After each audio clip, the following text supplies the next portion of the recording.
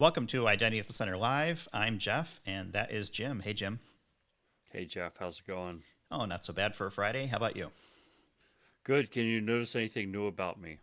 Well, you've changed your location yet again. I know you've been reporting live from Ukraine most of the week and most of our calls, but it looks like you've maybe gone indoors, and it looks like it's winter outside.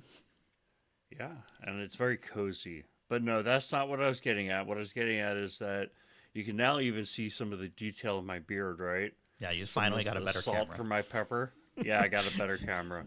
So Well, hopefully no it more was, frozen Jimmy. yeah. Well, it's like most things in my life. I waited till the old camera started breaking down. I mean, literally, I was in calls for an hour and my camera would just freeze on me 4 or 5 times in an hour. Mhm. And so I was like, all right, this isn't going to work. So instead of just, replacing it with the same, I decided to upgrade. Yeah. For all of our wonderful viewers Yes. and supporters. Well, I'm sure they appreciate the crystal clear clarity with maybe that's coming through. Why is it that when your camera freezes, it's always on the most unflattering like pose, like you're like or something like Yeah, that, right? yeah, exactly.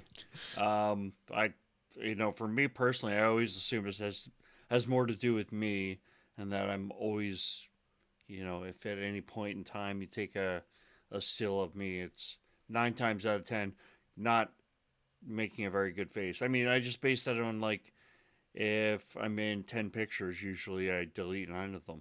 Yeah. Well, there's the concept of resting bitch face. Then it's just in my mind, there's like resting face. Yeah, well, I think the whole thing with the Apple camera with the live shots has really been great because it's like you get 5 seconds in time, a bunch of different stills within that, and then you can select the one where you look best. Well, you know what I always say with Denise, my girlfriend Denise, is that whenever she sends a picture, it's like she looks drop dead gorgeous. And the quality of the picture is based on how she looks. And I could be looking, and she's like, we look so great here. And I'm like, no, you look so great here. I look okay or completely foolish. Who's that girl with the troll? Yeah, exactly. Yeah. Exactly. That's our picture collection. My favorite thing about live photos is when people have it turned on and they don't know it. So it's like they send you the picture and then it's like, oh, you see the little live thing, in the corner. And it's like they were totally not even like, like prepared for the liveness of the photo. Exactly. Yeah. Exactly. So I mean, I don't know what you've been up to this week between, kind of a busy week with work, working with clients, but just one eye on what's going on in the Ukraine. I mean, it's a it's a humanitarian disaster, I guess, in process and waiting to happen. Hmm. Who knows how it's going to play out, but I think there's also a lot of the cybersecurity ramifications starting to come out, and so that's a lot of our topic today is to kind of go through um, what's being predicted, some of the chatter coming out of um, the Conti. the black market, yeah, Hmm. the black market of cybersecurity, the Kante ransomware gang, some of the threats they've posted, some of the folks that are within their gang who are, or I think the way they set it up is like they're a platform. The people who work with them or the hackers are affiliates, and so they share some data with those affiliates. And one of the affiliates, I guess, is either sympathetic to Ukraine or maybe Ukrainian himself, and took that data and posted it. So kind of a treasure trove of information for our law enforcement or worldwide law enforcement to kind of start to go after some of those folks.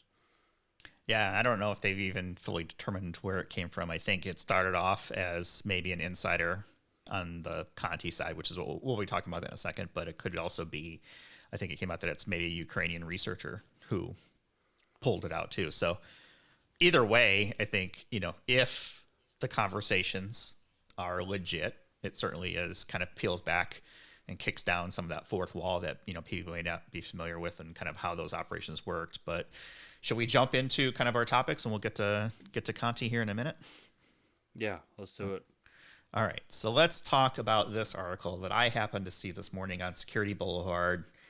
Epic psyop. Ukrainians leak 120,000 Russian troops information, which I really do think like the way that the battles are going to be fought is mostly in cyberspace. Obviously there's a physical element too, but I can see this being relatively demoralizing if all of a sudden, it's like, oh, my personal information is I'm in Ukraine. I think that, as I read through this article, and we'll put a link to these that we talk about in the show notes after we're done here, is it's intended for a couple of things, right? Let people know who's in the country, because I think part of the way that it's been perceived on the Russian side is that people really don't know kind of what might be going on in the real world, and letting people kind of figure it out themselves. Whether it's true or not, certainly don't come to the Identity Center podcast for your geopolitical analysis or anything like that. But I think the idea is, right, leak information, let people find it, let people know what's going on, parents, families, whatever it is. And I'm sure everyone has seen some of the videos on like Twitter and other places where, people who have been captured are being allowed to call their parents and things like that. So certainly information warfare is a big part of this conflict. I think one of the strengths of, or admirable characteristics, I would call it, for people in the West is that we're empathetic. I think we've realized that most of the people who, I don't think that's just the West thing. I think most people are empathetic. It could be. So I mean, I'm mostly exposed to like Western media, and I do see that there's empathy for even the Russian soldiers. I mean, a lot of these people in the military of Russia are 18, 19-year-olds. I have a 17-year-old son, and I think about him like in some tank, going into some country, fighting some war he doesn't really care about or understand, for some crazy leader. And I think he wouldn't be the bad guy. And I think the same thing about most of these Russian soldiers. So what you described there in terms of that approach of and we are definitely getting off the cybersecurity here, but the approach of letting them call home and things like that's the right thing to do. But also, you wonder with like leaking of data, now it's out there, what happens with it? Yeah, exactly. Like, how does that get weaponized by people who want to take it to even more of an extreme, right? Now, all of a sudden, obviously you've got, the soldiers themselves, but also then their families might spill into people trying to get retribution or whatever it might look like. It's a very slippery slope. I think also there are a lot of people who want to see the Russian people rise up against Putin. And so maybe their thought pattern is the more pressure we can place on the Russian population, especially the military, the more likely that is to happen. And they see the ends justify the means. I don't know if that's the case here, but I think there's two sides to every sword. Yeah. And I think, it's still one of those things too, where the data itself is maybe somewhat in question, hasn't been vetted. How accurate is it? Is it just another part of the campaign to, demoralize on one side and embolden on another, or, encourage, whatever's happening in, based on what's happening in the real world. So like I said, don't come to this show for thorough geopolitical analysis, but it is interesting. I just saw this article kind of pop up and I was like, okay, we've seen this type of breach before. Certainly the US has fallen victim to this as well, where I can remember a few hacks in the past where, government agencies have had, rosters of people leaked and citizens and things like that. So I think this is just an unfortunate part of escalations and people trying to one up each other and figure out how to come out on top. I wonder if Russian banks offer identity theft protection. I think you'd qualify. Yeah, I don't know how that works. Off on a quick tangent, I got a letter this week. It's like, oh, hey, my dentist had a ransomware breach, and got a thing that's like, okay, well, thanks for letting me know. And then I looked at the date, and it was from last April. So they're letting me know almost a year later that there was some sort of incident and someone broke into their environment, and you know data was taken. Wow. And so, did they offer you any kind of That's why I brought it up, because ident- like, yeah, it's almost like the default response now is, here's a free year of credit monitoring.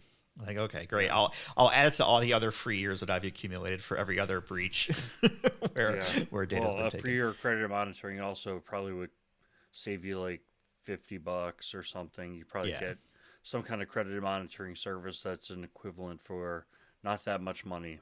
yeah.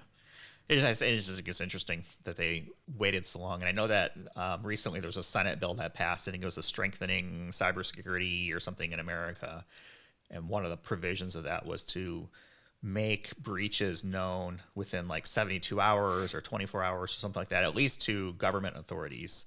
I don't recall what the notification period was for affected parties, right? The people whose data was potentially compromised. But I just thought it was funny that, okay, here you are a year later, you're telling me that you had an issue. What am I supposed to have done about it a year later? The damage has probably already been done, right? So I have a question for you. Do you believe I've been thinking about this because you hear all of these consumer advertisements now for VPN software, yeah, which I think really just hide your IP address and maybe um, limits the amount of tracking that tracking websites can do. Do you believe in that? Do you do it? Do you actually believe that there's advantage to doing it? I think there are certain advantages for it. I think the other thing too is it helps from a tracking perspective on your ISPs. I mean, obviously your ISP knows everything that's happening, but now that we have things like HTTPS, where things are starting to become more encrypted, not everyone follows that standard, at least on the web. I think it certainly helps. I don't know. I don't know if it hinders so much. You might run into certain blocks. I know, like Netflix might not work on your VPN, so you kind of have to figure out, do you do a split tunnel, and maybe your ISP now knows what you're watching. Do you care? Right? I mean, I think, what is your level of comfort with that? I do have a VPN that I use. I definitely use it when traveling, hotel networks, public networks, things like that. And I certainly have security at home as well. Um, so I think there is a benefit to it, but it shouldn't be seen as like the cure for everything. You definitely should still have MFA. You definitely should still be trying to use HTTPS over HTTP as much as possible. I know that there's like browser extensions that will kind of force it if the site doesn't default to that. Um, yeah. Yeah, but I mean, yeah, for the most part, you're talking about things that are either offered by the service that you're using or they're not, whereas the VPN is something you can choose to use or Yep. not. I mean, we're not talking about corporate VPN, we're talking about commercial end user VPN. And interesting because what you talked about there with the ISP knowing what you're doing, and I guess if you connect to a VPN, they don't know what you're doing, which I Well, don't they know how might. much They the may or may ISP not. is tracking. Yeah. I mean, they could do deep state packet inspection. I mean, nothing is foolproof, but how easy do you make it for someone to know your information? I I think, was thinking about people, downloading BitTorrents, several years ago, which I haven't heard as being as popular since then, but that was one way to try to obfuscate BitTorrent traffic, because of course ISPs were trying to throttle that down, and consuming large amounts of bandwidth was, okay, get on a VPN that will hide your BitTorrent traffic to some degree, not perfect, but to some degree. And maybe you don't get a nice letter from somebody in the mail saying, why are you taking my movie or music? well, that's what my traditional thought on on consumer VPNs was always, well, you run a VPN if you want to run a Tor browser and you want to do stuff on the dark web and conduct illegal activities and you don't want to be seen. But I think it goes much beyond that now. And I actually heard someone make a recommendation: everybody should use a VPN. And I was like, I need to research this. But it made me think about our a podcast from August 24th, 2020, with Vittorio Bertucci, who's with Auth0 now, Okta Auth0, or not, I guess just Okta. And he was talking about browser traffic and the identity effects. And so maybe an interesting episode for people to go back and check out, and maybe make sense for us to have Vittorio back on the show to, kind of talk about some of the, maybe talk about this exact topic. Yeah, it was a good episode. Vittorio is a cool dude and brings a lot to the table for sure. I actually saw him at was it Authenticate 2021. We had dinner at Sarah Sachetti's house from AWS and ID ProFrame, so kind of a cool little thing. And we were trying to connect while I was there to do some recording, and just kind of ran out of time. So hopefully we'll get him back on the show soon. But going back to this topic of VPN or to not VPN, I think historically it might have been seen as a way to get around blocks, whatever that looks like. Well, yeah, I mean, if you're hiding, illicit behavior, but it could also be used to like, hey, I want to watch a Netflix show in America, which I can't get in Ireland because I'm region blocked. So there's, not necessarily, I wouldn't call that nefarious. Are you getting around maybe the terms of service and things like that? Potentially, but I think there's levels of of offense maybe that are more severe than others. And then now I also see it as how paranoid are you about your information and who can see it and snoop it and stuff like that. I think 99% of what people do on the internet, nobody gives a crap about. It's like you're not that special, right? Unless you are a target of some sort of campaign, right? Spear phishing or some sort of target attack or something like that. Or of course. No, if you're an important person or viewed as a threat in some way by any other group. Yeah. If you are a target, an activist, or you're a political figure. I mean, there are a lot of people who fall into that category. When I say a lot, it probably doesn't exceed 1%, right? It is probably 99% of people like you and me. Right. If you go on like some gray market website to try to buy cheap medications or something like that. Or airfare. Or you do anything that is like, you probably shouldn't be doing. It's probably going to slip through because of the amount of people who do it. But I do think it all gets tracked. So, well, it depends. Yeah, anything can be tracked on the internet. I think that's the most important thing. If you're using a VPN, you want to make sure you're using a reputable one that doesn't keep logs, one that is outside of the jurisdiction of whatever government agency you're trying to get rid of. Our guy Brandon is with us again Friday morning. Hey, Brandon. He thinks VPNs are great, as they're more in common with the average person. Doesn't use one at home because who cares when you're watching HBO, right? I think that's kind of the track that I'm thinking about as well. Is like, okay, how much of your information do you really care? Do you really care if anybody's watching? Like, oh, Jeff watched Peacemaker and loved it, by the way. I thought it was great on HBO. Like, okay, cool, right? I'm glad you know that. Come up. Let's start a conversation about it. The other one was he commented around Tor, which I think is interesting because definitely Tor and DuckDuck. Well, so they're two separate things. Like, so Tor is really kind of more associated with onion routers and definitely dark web and kind of things like that. We'll actually talk about that in a second around kind of Conti because that's how they get around. DuckDuckGo is more on the privacy side for searches. So it's interesting. I have seen more commercials for DuckDuckGo. They kind of start off as a small little thing as an anti-Google, maybe a couple, months or maybe it was even a couple years ago at this point.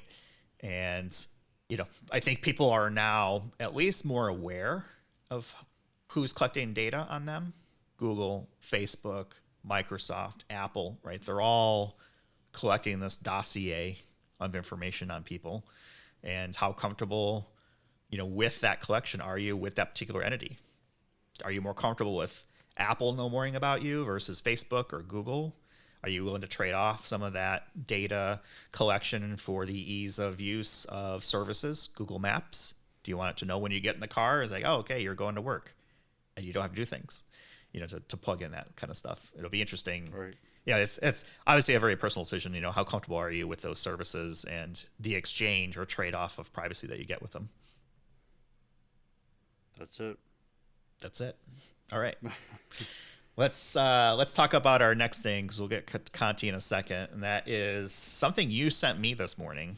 Would banning Russia, and this is from Vice, would banning Russia from getting software updates make it easier to hack?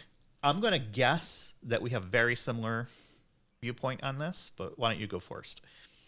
Yeah, so the original source that I heard about this article had to do with there's some pressure being placed on Microsoft to not send operating system patches to Russian entities. So this would include Russian banks or any private or public organization within Russia. As one more way to um, punish them, one more way to potentially give us a better way to attack them from a cyber perspective. And I think that the problem here is like it's a slippery slope. And if you take this action, let's say Microsoft stops providing patches to Russia, individuals and organizations that then, well, first off, I mean, there's probably ways around it. You probably go and get those patches, Right. and you certainly read about them and figure out what the weaknesses are.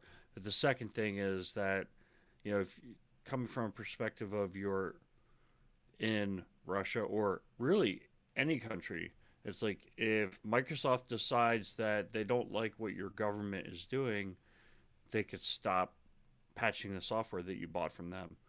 And then you have to make the decision of, well, do we want to put ourselves in that position strategically? Because our government is not something we can control. And they may do something that pisses off the international community. And Microsoft feels like they need to react. Right. So I think it's bad from that perspective. Uh, it's a bad business move, but it's also, to isolate a country like that, I think it's also, let's just say Microsoft refused to provide patches to Russian organizations, including Russian hospitals, and then a ransomware breach occurs in a Russian hospital based on one of the unpatched software bugs, and then people die because of that. That's no worse than that happening in the United States, right? Right. I mean, if you value human life, I mean, it's not like we could say that the Russian citizens are responsible for what's happening in Russia. Sure, they are at some level supporting that state, but let's face it. I mean, the government is a lot different in Russia than it is in the United States and most Western countries, and the citizens are not. I don't hold the citizens responsible. I don't think most people do for what is taking place. Yeah, I mean, I think the people who would suffer the most would definitely be the general population because this affects security for far more than probably the intention, and maybe that is the intention because I think it's part of the whole campaign of information, right? And I think trying to do different things, but if you lower security for, let's just say, an entire country, it doesn't even matter if it's Russia, any country, who's going to take advantage of that? Everybody that has bad intentions. Yes, of course, part of the two opposing factions when it comes to whatever conflict it is, but also criminals, thugs, people who are looking to make a quick butt, profiteer off of it, hacking organizations, whatever it looks like, right? They're going to definitely exploit that. So I think it's, this is when we talk about like a smart bomb. This is not that, right? It's not a targeted attack. This is a shotgun effect, and I think the damage would be more widespread and would affect the civilian population far more than a government. Now, Russia specifically has known about this type of issue for years, and they've already started plans to move more towards open source technologies, actively trying to get away from Microsoft in general. I think even as far back as like 2015 or 2016, they've already started to work through that. At some point, do they end up like North Korea, who has a completely, their completely own operating system and is totally cut off from, all the major kind of vendors that are out there? Who knows how effective can that be? But with things like Linux and Unix and open source, could you get by? Yeah, of course. People do it every day. I don't agree with this at all. Like, I don't think it makes sense. It's It's taking a I th- bazooka when you need a scalpel. well, I think there are strategists or at least talking heads who kind of think that, well, if you make life difficult enough for the civilian population of Russia, Yeah. perhaps there'll be an uprising. They'll overthrow Putin and put in somebody else. But let's play chess. If that happens, then what happens? Let's say that first off, it's not going to happen unless it's very painful, right? And so, how much pain are you willing to inflict to get to that end? And then, if you get to that end, then what happens? Because we've destabilized countries before, and it doesn't always turn out to be the best thing in the long run. Yeah. It's like, hey, let's get rid of Saddam Hussein. That's really what I Then was what thinking. happens? It's like that, there's always repercussions to things. I think the ideal scenario would be, look, if you've got a problem with a specific person, whoever that is, you target the person and you try to limit the collateral damage as much as possible. Like I said, I don't think this makes sense at all on a number of fronts. I get why, people would think it's effective, but if you think your enemy hasn't already considered this at this space, especially, relatively advanced, organization, relatively speaking, it's probably not going to be as effective as you think. And yeah, I mean, I don't get it. It doesn't make sense to me. I think this is one thing we should not forget. So early in 2021, there were a number of attacks on U.S. critical infrastructure. And at least the word on the street was that the Russian government, or somehow there's influence to say, go about your activities, but don't attack critical infrastructure.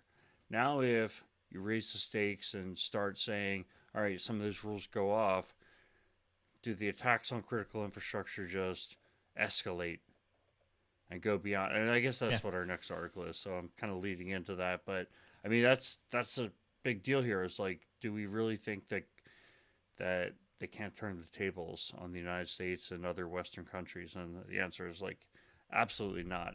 Well, it's a game Absolutely, of, they can. They it's can. one-upmanship. It's, the stakes get raised every time that there's attack. It's like, okay, well, we've got to do better than the last thing, whatever better means to that, right? More destructive, more widespread, whatever it is. And yeah, let's talk about this because, Conti is certainly one of those, groups that has certainly come into focus. I'm sure folks maybe have seen some of the news around some of their chats being leaked by some, and this one, yeah, Ukrainian security researchers. This is from Krebs on Security, leaked it. So originally, I think the thinking was that it might have been someone on the inside.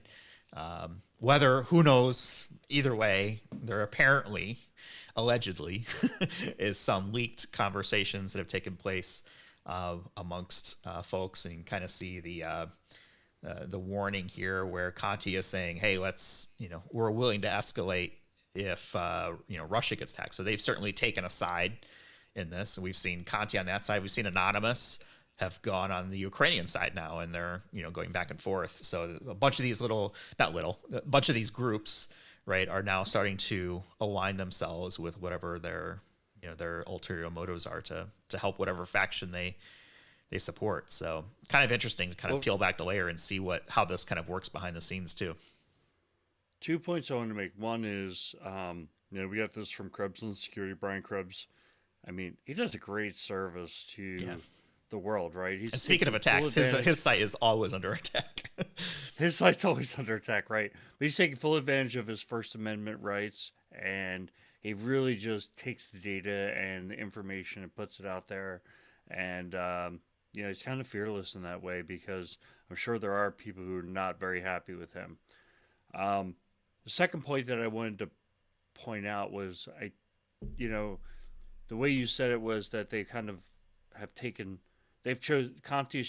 chosen a side, which I think is right. But if you read that post that's up a little bit on your screen, it says, we condemn what is happening in the Ukraine. However, targeting civilians in Russia would not be acceptable, and that is what we would. So it's not saying that we're on the side of Russia and we're going to attack. They're saying that, don't attack the civilians, because if you do, then we will attack. will do a like attack, which I think it. I'm not going to call them noble. I'm going to stop short of that. But that objective is more noble than just looking at the. I mean, this is a company that, or an organization is based around, earning profits from through crime. However, they are. I mean, at least this announcement is kind of a counter to, I think, the whole thing that's been happening with the anonymous hacking group, which is kind of like, got political motives as well. Hmm. And this is just saying, fine, have your political motives, but don't attack civilians who are, in the crossfire. Yeah. Well, we're seeing this is. I think this is part of the strategy, right? Is I think you're absolutely right, trying to get populations to rise up against their leaders. Who wins in the end, and how effective is that, and how much, you know, again, collateral damage as a result of that. It's unfortunate, but people will lose their lives doing one or the other or both. And I think, like I said, don't come to this podcast for thorough geopolitical analysis, but it is an interesting strategy that we're seeing play out in real time. And having doing things like, okay, let's not patch software for a specific country. Again, I personally don't feel it's the right approach. Right, you're affecting far more than what you're trying to do, and I think the cons heavily outweigh the pros, at least at this stage in the game. You know what I think the most interesting thing about this is something that's being talked about not too much, only on the periphery, which is, what does China think of all this? What is China going to do with all this? I think it's in the background of the discussion, but I mean, there's been talk about. I think Russia's kind of been condemned before this happened to some extent and looked at a lot differently than China. I think China's sitting on the sidelines here and watching this because I think they're more powerful militarily, more powerful economically, but I think they're also probably more powerful from a cyber perspective. Yeah, I don't know. I think they're happy to content and let two of their rivals duke it out and get weaker, each of them, right? All of them, everyone, everyone getting involved with this is expending resources in some way. So why not let everyone kind of fight amongst themselves and then clean up the rest later? I don't know. Yeah. Well, hey, if we're gonna dive into international affairs, let's just dive international all the way politics. Yes. Just start talking about things we really don't understand. Yeah. Right. Yeah. CNN, Fox News, MSNBC, ABC. We are not. We're just two talking heads, identity nerds, and wading into We do spots. have green screens though, so I think anytime any of those news outlets want some heads to talk who already have their own green screens, I mean, Yeah, we can do it. we could do it. We're ready. I did download some of the Conti chats just so people can kind of get a glimpse of what it actually looks like.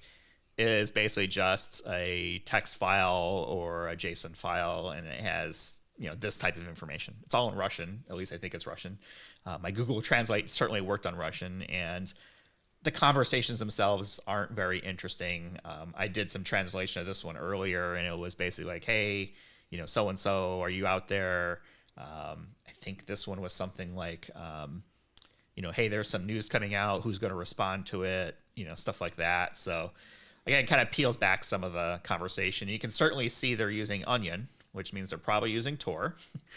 So to Brandon's comment earlier, this is, obviously a way to obfuscate traffic on the web.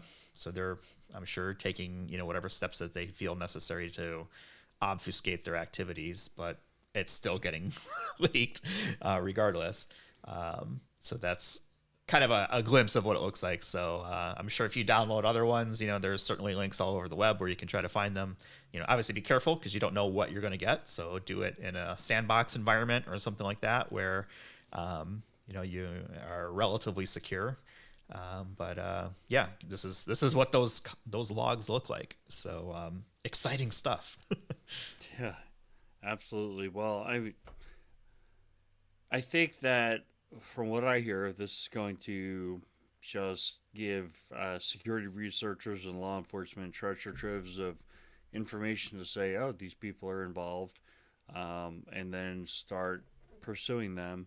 And if you think about people who work for, are affiliates to the Conti platform, they're probably affiliates to several other platforms, and this could wind up having an impact on the overall talent available to these cybercrime organizations. Yeah, potentially. I think anything where you get information like this, as I'm kind of looking at the text, it's like, okay, I look at some of these addresses, admin, Cordy, Bentley.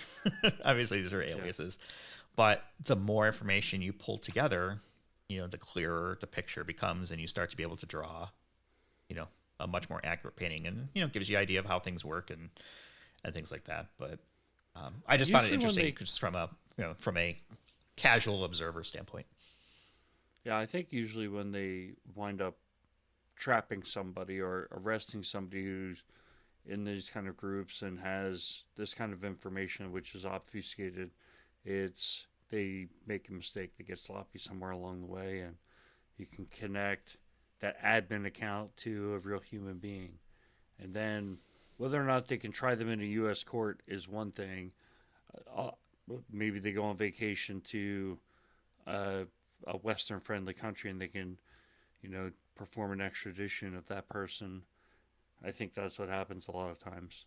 Yep, you slip up, make a mistake, and next thing you know, you got trouble. Let's see. So we've been going about 38 minutes roughly. Do we want to touch briefly on Shields Up, which is CISA's kind of general approach to security?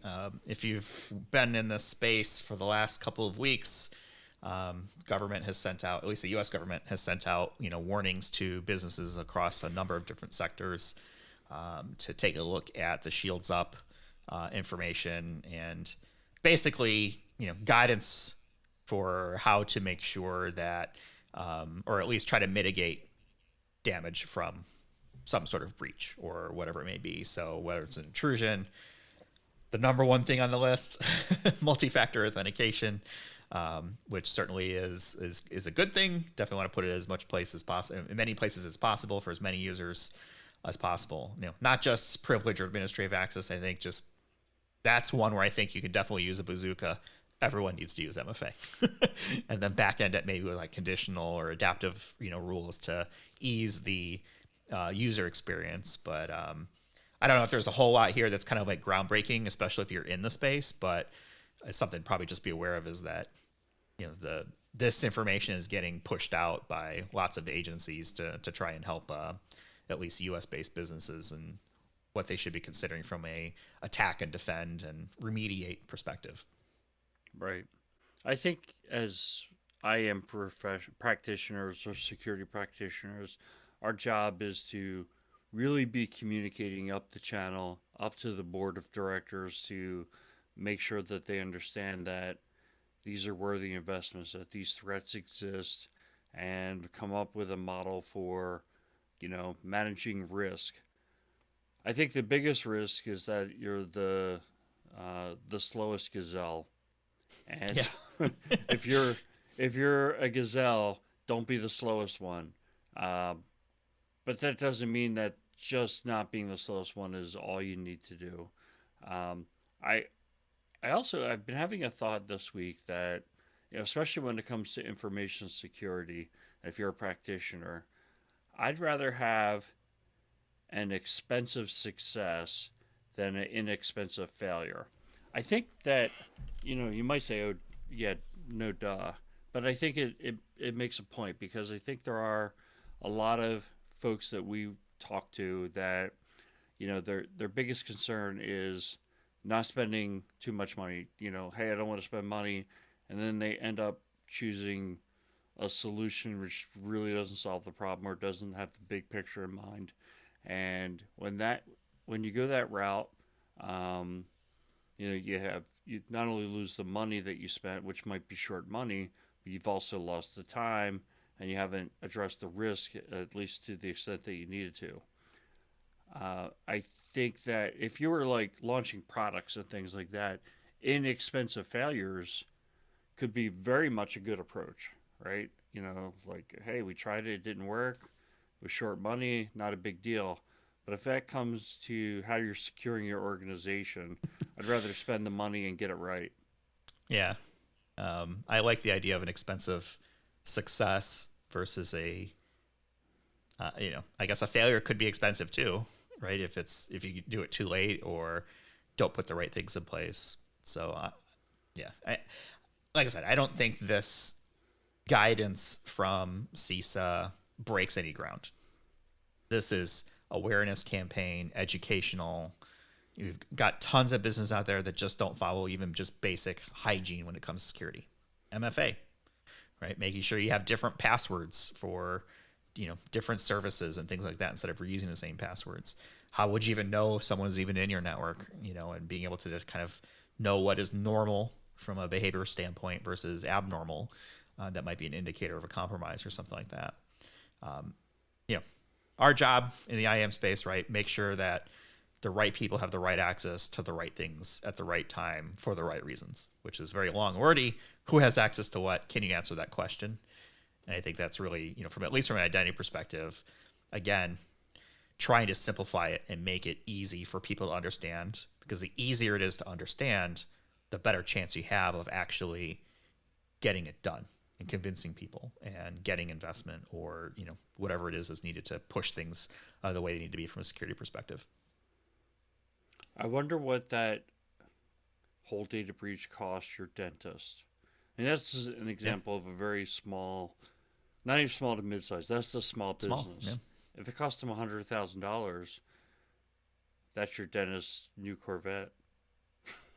Yeah, and if they had like cyber insurance, right? What does that mean for renewals or whatever that looks like for a insurance perspective, right? Was it covered? If it was covered, what does it mean for the next time they go to renew? Will premiums go up? Will they maybe not even get a chance to renew or have to shop elsewhere because the risk is too great? We've had a few different conversations around this in the past, and certainly having baseline security is affecting cybersecurity rates and insurance and things like that. Yeah, I mean, that's if they even did have insurance. More than likely, they didn't have insurance, and they were using some third party to do their IT, and they probably, had Office for email and not the security suite and things like that. And they're probably just looking at it and saying, hey, I could spend this money and do it right, or I go cheap and cheerful and, We're not a threat. Who's going to attack a little local dentist? Right. Everyone's a target. Everyone's a target. Yeah. Yeah. I mean, if they can steal that information, usernames, passwords, or social security numbers, they can try to commit some kind of fraud, or they can just take that data and sell it on the dark web, and somebody else can try and commit the fraud. I mean, that's kind of how the dark web operates. Yeah. Yeah. If it's cheap and easy to get ransomware, and even if you got to pay out for no work, sure, go ahead. All right. We're at 45 minutes. I think that's everything that we wanted to cover today. Anything else we want to bring up before we wrap it up? No, I mean, we've got a podcast episode coming out every Monday, including next Monday. So which one's coming out on Monday? It's episode 136. Yep, Paul Fisher, dreaming about identity fabrics. Trying to be, very wordsmithy there with it. But yeah, dreaming about identity fabrics with Paul Fisher. He's from Coopinger Cole. Great conversation we had all the way. He joined us from London to be part of that, and really talking about what Dream is, which is their extension of Keem, or cloud identity, cloud infrastructure entitlements management on the Gartner side. So we had a pretty cool conversation around kind of how they came up with Dream, as well as this concept of identity fabric. So that drops Monday, and looking forward to that. And we've got some other good conversations coming up. We're gonna have a kind of a little briefing call later today with someone I'm excited to talk to, and I won't tease it yet because we need to still get it on the schedule. But yeah, we continue to roll out stuff every week, so hopefully people check out the podcast, Identity at the Center, identityatthecenter.com, in your podcast app, wherever it may be. We're here on YouTube, obviously, as well with idac.live. And we're on Twitter at IDAC Podcasts. So we're happy to engage with folks. And you can definitely look us up on LinkedIn as well. We're always happy to talk with folks and make connections with people all around the world. And I was looking at actually podcast stats last night, which again aren't great like from a detail perspective still, but we are continuing to grow internationally, which is pretty cool. So I remember very much when we were like 99% people watching in the U.S. and now 62% of our listenership is in the U.S. So we're now over a third folks that have checked us out internationally, which is very cool. So yeah, and that's where we're at. Exciting stuff. Well, thanks everyone for tuning in, and we'll see you on the next one. Yep. Thanks, everybody. Take care.